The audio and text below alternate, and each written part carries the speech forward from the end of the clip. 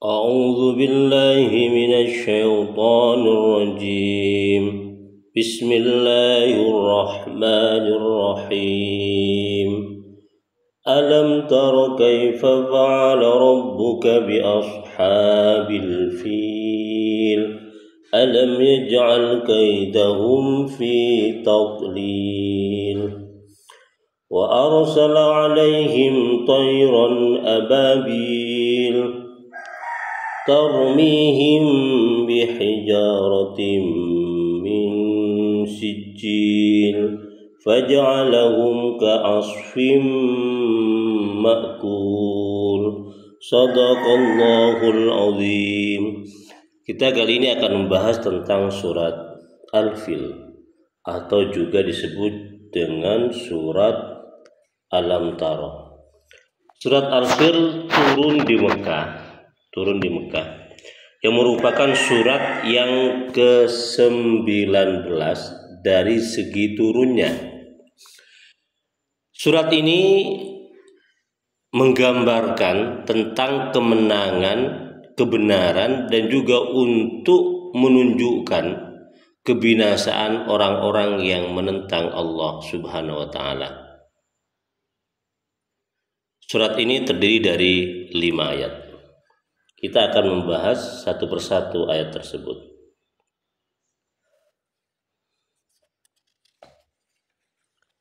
Alam tara kaifa fa'ala rabbuka bi ashabil fil. Alam tara, tidakkah engkau melihat kaifa bagaimana fa'ala melakukan mengerjakan rabbuka Tuhanmu bi ashabil fil terhadap ashabil fil, yaitu sejumlah pasukan gajah.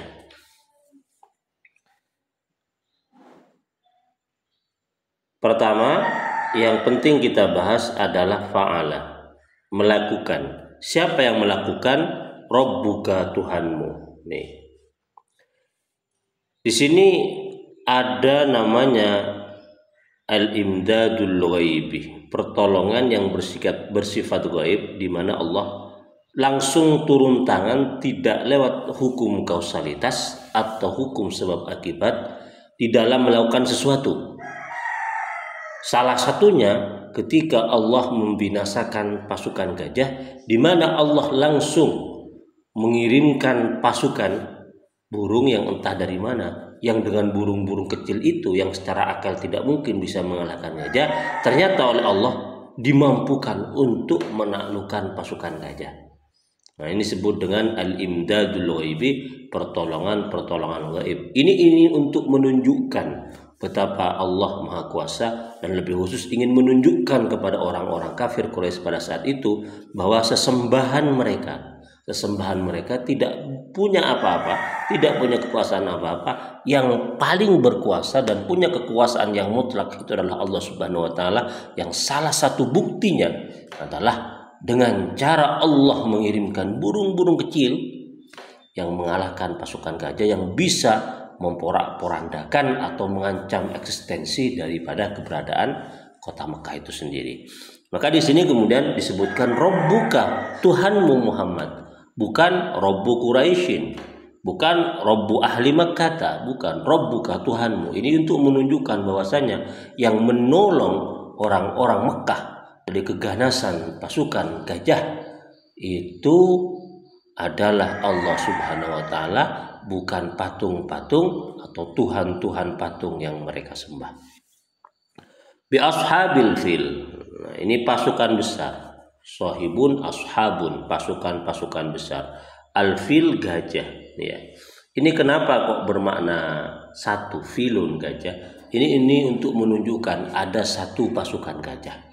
Yang kedua, ada al yang bermakna banyak. Jadi gajah yang dibawa oleh Abraha ini, ya, pasukan gajah ini datang dari Yaman, yang dibawa oleh salah satu jenderal dari Ethiopia yang waktu itu menjadi gubernur di Yaman, yang bernama Abraha al-Ashram al-Habasyi.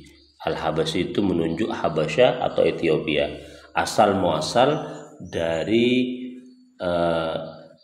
Jenderal Abraha ini. Jadi Jenderal Abraha al-Asram al-Habasyi ini yang memimpin pasukan besar yang di dalamnya ada beberapa ekor gajah ya. Ada yang mengatakan 8, ada yang mengatakan 12, ada yang mengatakan salah satu gajah yang dibawa itu adalah gajah yang super besar. Nah, ini akan menakutkan. Jadi ashabal fila. Pertanyaannya, mengapa Abraha itu hendak menaklukkan atau menghancurkan Mekah, wabil khusus Ka'bah? Ada beberapa pandangan mufassir. Yang pertama, Abraha itu agamanya Nasrani, sama dengan Raja Ethiopia. Karena Nasrani, maka afiliasi politiknya adalah Romawi. Yang Romawi pada saat itu merupakan kerajaan besar yang memiliki lawan yang cukup tangguh juga, yaitu Persia. Antara Romawi dan Persia saat itu memiliki kekuatan yang sama-sama besar, sama-sama ingin mempengaruhi wilayah kekuasaannya sepanjang dan selebar mungkin untuk menancapkan kekuatan politiknya. Dan Abraha ini karena sama-sama beragama Nasrani berafiliasi dengan Romawi. Nih, pertama. Yang kedua, Abraha yang tinggal di Yaman melihat betapa banyak orang-orang Hijaz ya, orang-orang Hijaz terutama itu setiap tahun datang ke Mekah untuk melakukan ibadah mengelilingi Ka'bah, tawaf mengelilingi Ka'bah. Nah, sebagai orang Nasrani tentu dia tidak rela kemudian kalau ada agama lain ya yang menjadi pusat perhatian dan pusat ibadah yang bisa mengoleksi atau bisa mengumpulkan sekian banyak orang tiap tahun untuk berkumpul melakukan ibadah. Karena itulah kemudian Abraha membangun sebuah gereja yang sangat megah di San'a yang bernama Gereja Al-Qulais, yang sekarang jejak-jejak keberadaannya, artefak keberadaannya masih bisa dilihat di kota San'a, ibu kota Yaman. Itu ya. Dan kemudian dia melaporkan kepada rajanya di Ethiopia, di Habasya, bahwa dia mendirikan sebuah gereja besar, tempat ibadah besar yang salah satu tujuannya adalah membelokkan perhatian masyarakat Hijaz agar tidak lagi beribadah di Ka'bah tapi beribadah di Al-Qulais. Ada dugaan kemudian salah satu suku Arab yaitu suku Kinana mendengar tentang kabar yang dikirimkan Abraha kepada Raja Habasya lewat surat itu, dan salah satu warganya kemudian datang ke gereja Al-Qulais itu dan melakukan tindakan yang tidak etis. Apa itu? Kencing di dalamnya, sebagai bentuk penghinaan ya, bentuk penghinaan atau ketidakmungkinan Al-Qulais itu menjadi pusat ibadah yang bisa mengalahkan Ka'bah. Tahu tentang hal itu kemudian ini dijadikan sebagai alibi, sebagai alasan oleh Abraha untuk menyerang Ka'bah yang merupakan pusat ibadah dari warga Kinana yang sudah mengencingi gereja pujaannya itu. Nah, ini ya, itu salah satu sebab mengapa Abraha itu ingin menyerang Ka'bah. Yang kedua, alasan yang diberikan oleh mufassir ini berkaitan tidak dengan persoalan penghinaan Al-Qulais oleh suku Kinana, tapi ini berkaitan dengan kepentingan politik. Sebagaimana dijelaskan oleh saya tadi bahwasanya Abraha itu sebagai pemeluk Nasrani itu berafiliasi dengan politik Romawi yang sama-sama Kristen Nasrani. Nah, kemudian dia itu punya inisiatif untuk menguasai jalur Hijaz yang waktu itu tidak dikuasai oleh Romawi ataupun oleh Persia. Jadi Hijaz itu merupakan daerah yang masih bebas dari dua pengaruh kekuatan superpower pada waktu itu.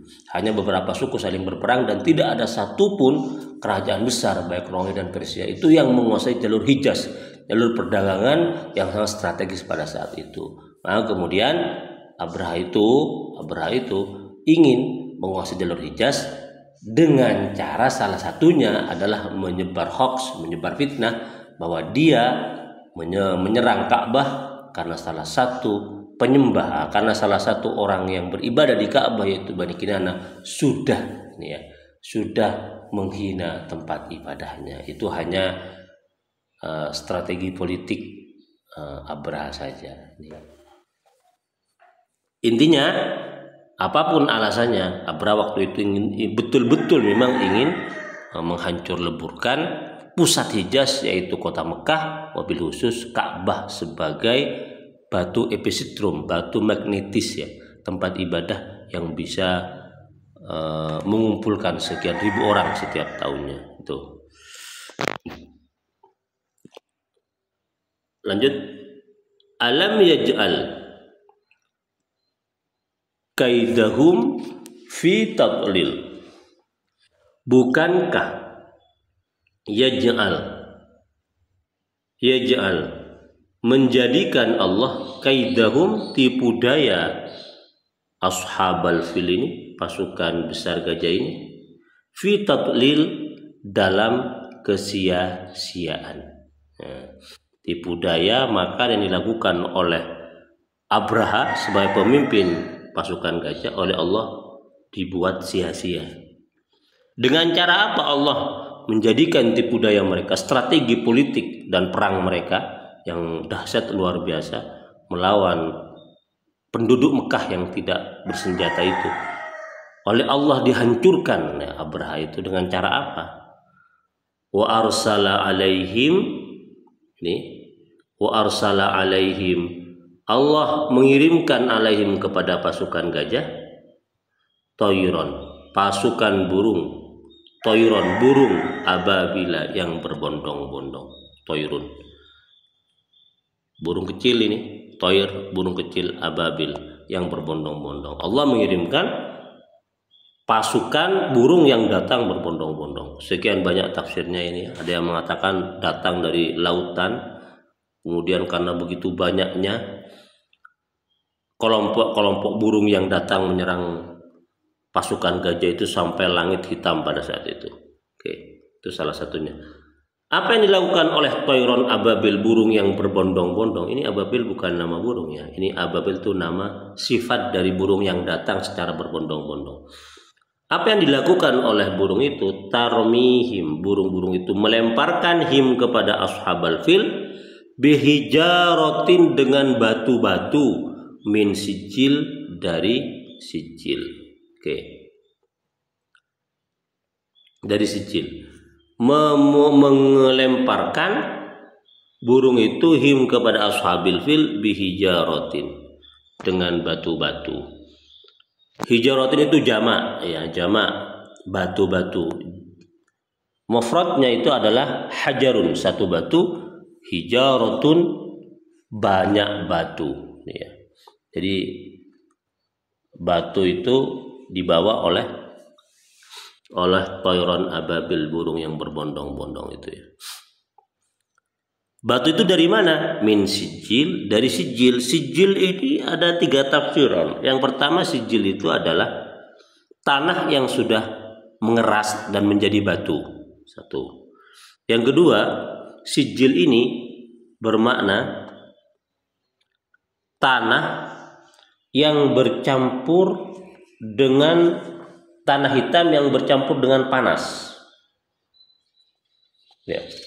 Tanah hitam yang bercampur dengan panas, dengan tanah yang terbakar, batu yang bercampur dengan tanah yang terbakar. Itu sijil makna yang kedua. Yang pertama tidak panas ya, cuma tanah yang sudah menjadi batu. Yang kedua, batu kerikil ya, tapi kemudian diselimuti ditempeli dengan tanah yang terbakar panas. Yang ketiga, makna sijil itu adalah tercatat. Artinya tercatat itu di batu itu sudah ada nama-nama dari pasukan gajah yang mana hendak dimatikan oleh Allah Subhanahu wa taala. Satu batu itu sudah ada nama. Jadi batu itu tidak lempar begitu saja oleh burung itu, tapi oleh Allah didesain batu itu mengarah kepada satu orang yang namanya sudah tertera di batu tersebut. Nah, ini ya, kayak rudal sekarang itu. Sudah ada target yang hendak digempur gitu ya. Karena itulah kemudian tidak ada batu yang tidak mengenai sasaran. Semua batu itu mengenai sasaran karena setiap batu sudah memiliki nama-nama yang hendak dibunuh atau dibasmi. Jadi itu 3 makna sijil. Faja'alahum ka'asfim ma'kul. Faja'ala, maka ja'ala menjadikan hum ashabal fil ka'asfin seperti daun-daun ma'kulin yang dimakan, ya. Seperti daun-daun yang dimakan, makan ulat. Oke, ini menarik ini ya. Kenapa Allah menggunakan fa? Kok tidak menggunakan summa? Kemudian kenapa? Kalau summa itu ada proses antara satu tindakan dengan efek tindakan tersebut. Tetapi kalau fa itu tidak ada proses. Artinya tindakan dengan efeknya itu langsung seketika. Apa tindakan Allah? Pertama, tindakannya adalah Allah mengirimkan burung-burung, lalu burung-burung itu melemparkan batu-batu kepada pasukan gajah tersebut. Apa efek dari tindakan Allah tersebut? Pasukan itu kemudian seperti daun yang dimakan ulat. Artinya ketika batu itu dilempar, itu langsung otomatis pasukan itu tewas mengenaskan seperti daun yang dimakan ulat, berlobang-lobang begitu ya. Jadi tidak butuh waktu lama. Tapi kalau menggunakan summa, dilempar tindakannya, tapi efeknya masih menunggu waktu yang lama. Masih ada masa inkubasi kalau penyakit itu. Masih ada waktu-waktu di mana proses penyakit itu menggerogoti tubuh inangnya. Jadi Allah menggunakan fa ini untuk menunjukkan betapa dahsyatnya batu yang dilempar oleh burung-burung itu, sehingga kemudian pasukan besar yang salah satunya ya berupa gajah ya yang besar itu langsung tewas seketika di tempat itu. Itu ya. Ta'asfim ma'kul. Nah, ini merupakan surat yang betul-betul menggambarkan bahwasanya Allah Maha Kuasa melakukan segala hal, walaupun ya tidak masuk akal, walaupun tidak melewati hukum kausalitas. Kadang Allah melakukan langsung turun tangan sendiri yang disebut dengan al-imdadul ghaibi. Demikian, semoga bermanfaat.